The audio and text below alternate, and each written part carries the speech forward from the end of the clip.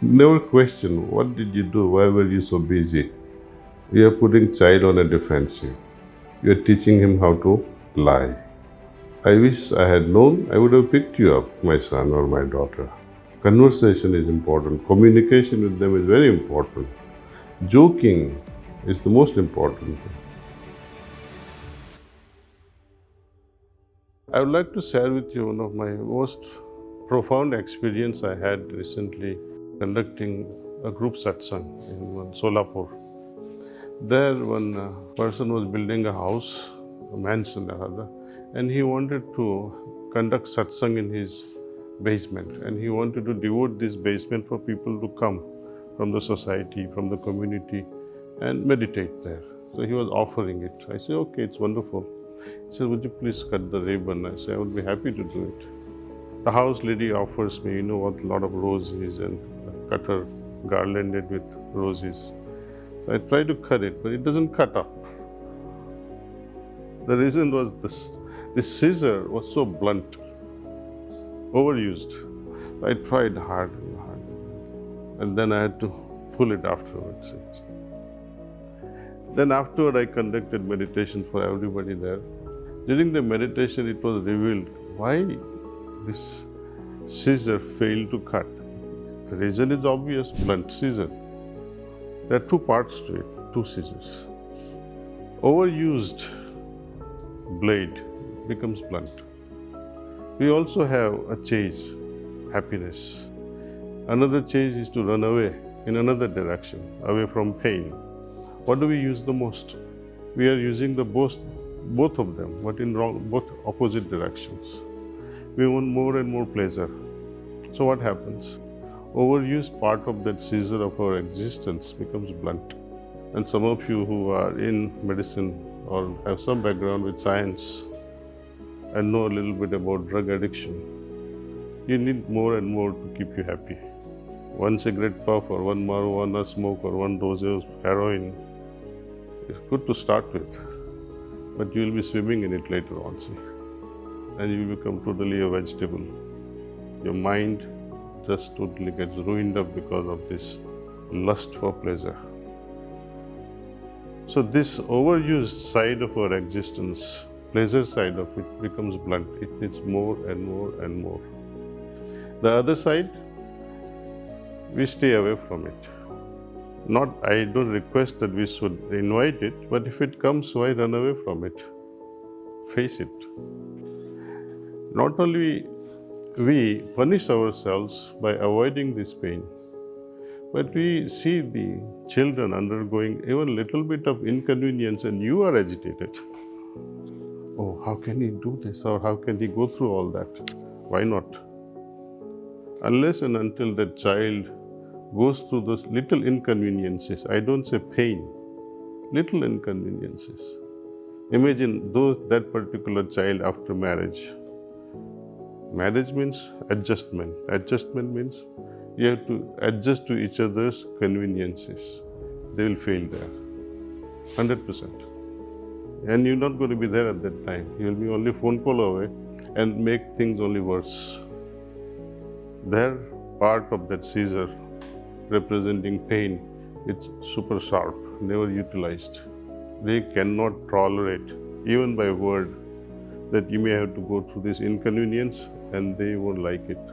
They rebel just by hearing inconvenience. How do we accept? Again, we say family. We can give example by leading an example life, exemplary life. What more can we do? We want our child also to meditate, but do we meditate? Do we worship as prescribed by our shastras? Then we can expect all that. See? Do we have discipline ourselves? You are surfing all night on your phones, having the phones under your pillows, and you expect your child, please don't do, my darling, it's not good for you, please sleep in time. But we don't do that ourselves. So it has to start with ourselves, and we have to share a lot of stories, jokes, scientific evidences, convincing them how and why not to use digital media so much. It's okay, have a phone, it's for calling. It's okay if you like to do a research, if you want to know something, it's okay. But to abuse it, it's not good. Mentally, you are not focused. Your mind remains so scattered here and there, and without focus, you can achieve nothing in life.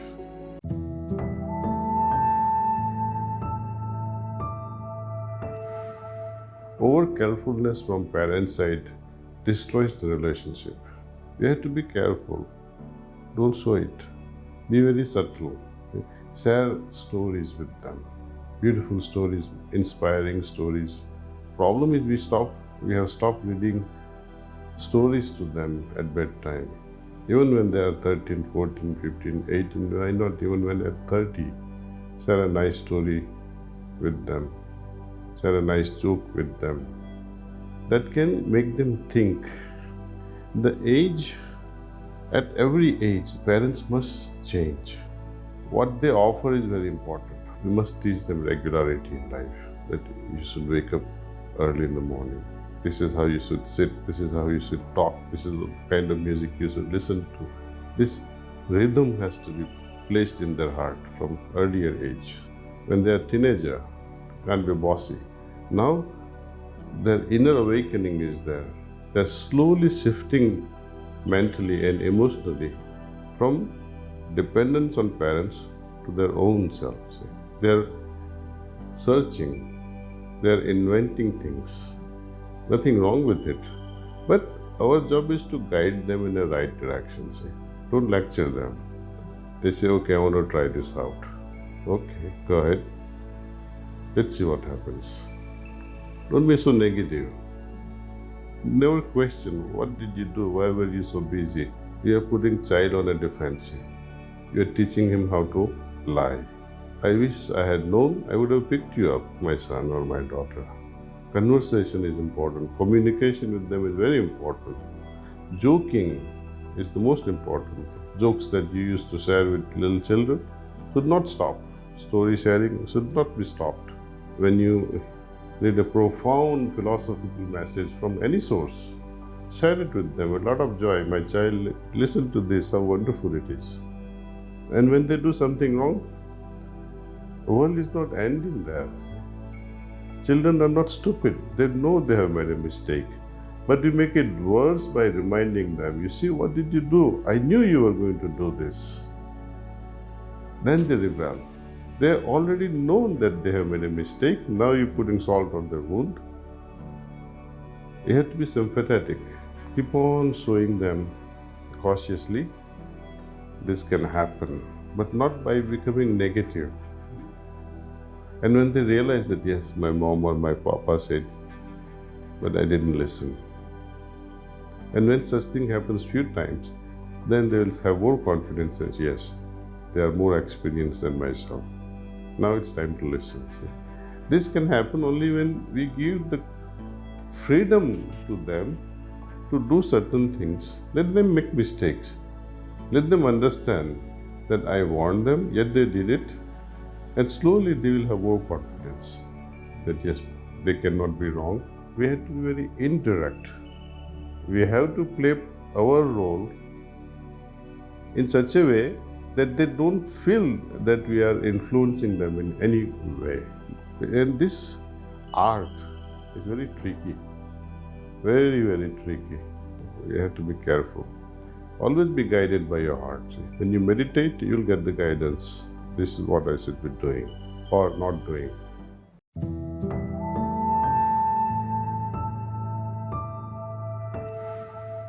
You know, my dear master, Babuji Maharaj, he said fundamental element in education is encouraging interest and observation amongst children. One of the most important things we can do for our children is to help them cultivate two qualities, observation and interest, which are actually interrelated. Taking interest often comes first, as the more interest you take, the more you will observe. But there is also a positive feedback loop. As the more you observe, the more interest you generate. Here is a step-by-step progression of simple activities to encourage children to take interest and observe. Number one, to me, it's to become a role model. Children take interest when you are interested, especially small children.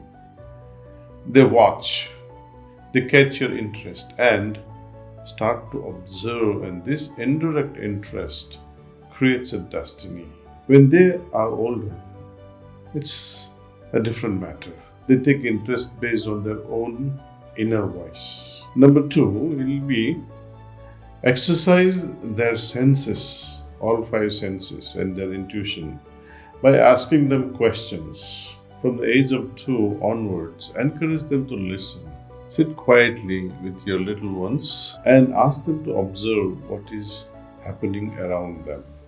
You ask them, do you hear birds? How many birds do you hear?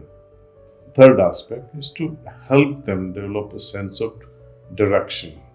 When I take my 2.5-year-old granddaughter for a walk, sometimes I take her to the terrace upstairs and ask, is it morning or evening? Initially, I made 2 lines. When the sun is on one side, it is the morning.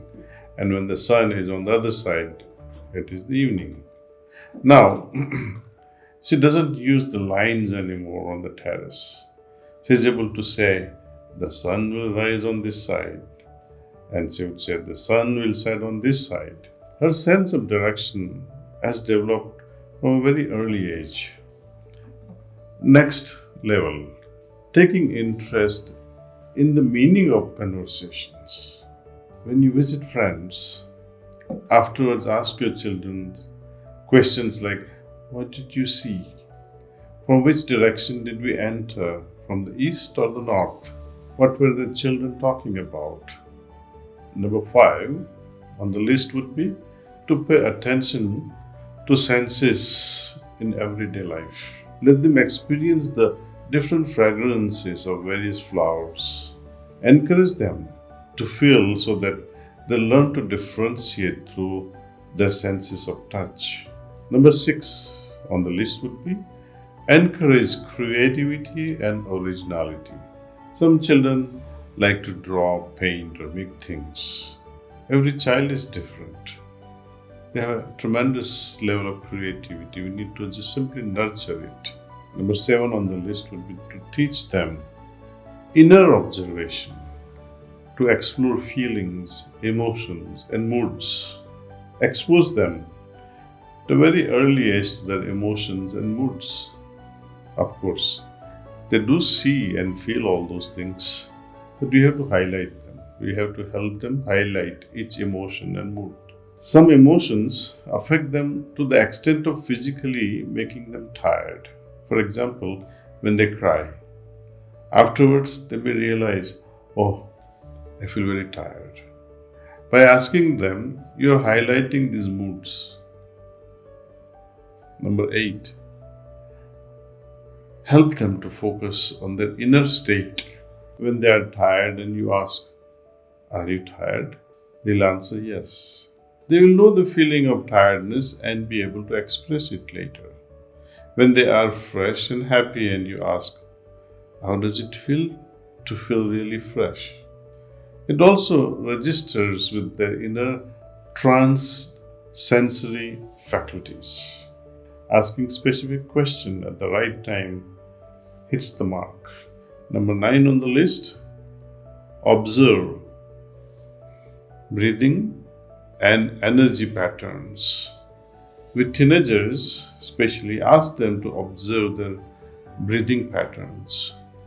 Are you breathing fast or slow? What is the pattern of your breathing when you are happy and when you are happy? Which nostril is dominant at various times of the day? Don't give answers. Let them observe and note it in their journal. They can then study the patterns. Next, they can learn to observe whether they are radiating or absorbing energy at any given moment, especially once they begin to meditate. This is a subtler thing once again, and very few will be able to identify this inflow and outflow of energy. But it's very important that we learn that. Number 10 on the list would be to go deeper within and become aware of our emptiness. When they have learned to meditate, ask them, as you go deeper, observe the emptiness within you. How empty are you? At this stage, they are transcending feelings. In essence, let's see how we can inspire them to take interest in various aspects of life. When they take interest, they will observe. And through observation, they'll finally conclude. Thank you for listening. Namaste. Feeling overwhelmed and need a quick stress relief? Want to learn simple techniques to reduce stress? Click on the video to find out.